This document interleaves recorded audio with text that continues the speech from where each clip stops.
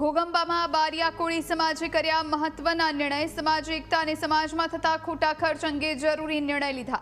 સમાજમાંથી કુરિવાજો દૂર થાય એ પ્રકારના નિર્ણય લેવાયા છે। લગ્ન કરવાનો નિર્ણય, ખોટા ખર્ચ દૂર કરી શિક્ષણ ક્ષેત્રે પ્રગતિ થાય એ બાબત પર ભાર મુકાયો। મરણ અને ચાંદલા વિધિ પ્રસંગ માટે સર્વાનુમતે મહત્વના નિર્ણય કરાયા। સમાજના નિયમોનું પાલન અગ્રણીઓ કરે તે જરૂરી છે તેમ ફતેહસિંહ ચૌહાણે કહ્યું છે।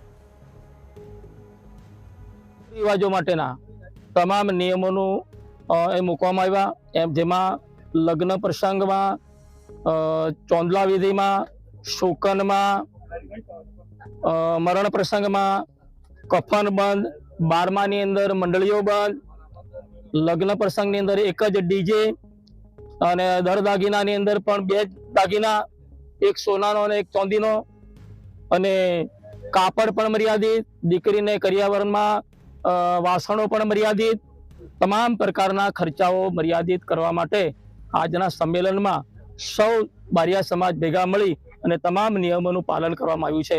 બારિયા સમાજ એક કચડાયેલો સમાજ કહેવાય, એની ક્યારેય બી સમાજની મિટિંગો થતી નથી। એ સમાજનો જાગૃત, દરેક ગામમાં સમાજના પોતાના નિયમો, પોતાના ગામમાં ગયા એટલે દરેક સમાજનો કોઈ નિયમ લાગુ પડતો નહોતો, પણ સમાજના આગેવાનો, વડીલો ભેગા મળી અને સમાજને એક નવી દિશા, નવો માર્ગ અપનાવવા માટે, એક સમાજની એકતા કરવા માટે આ અમારા ગામ ખાતે આ વિસ્તારનું મોટું પહેલું બારિયા સમાજનું સંમેલન છે।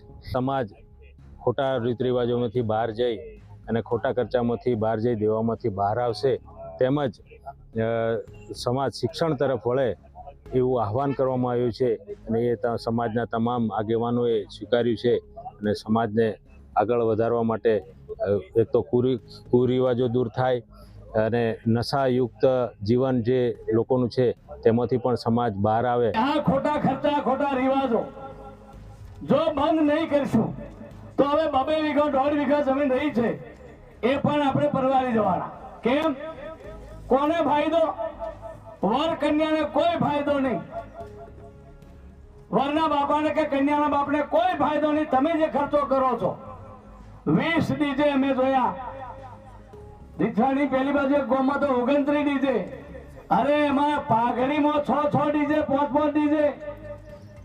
આ બધા ખર્ચા કરવાનું કારણ એકબીજાને જોઈને પોતે મોટો દેખાવા માટે આ એક નાટક છે। એટલે મારી આપ સૌને વિનંતી, જેટલા પણ બંધારણમાં મુદ્દા કીધા, કોઈ પોલિટિકલ ઇસ્યુ નહીં, આ રાજકારણ માટે મળ્યા નથી, માત્ર સમાજને આગળ લાવવા માટે।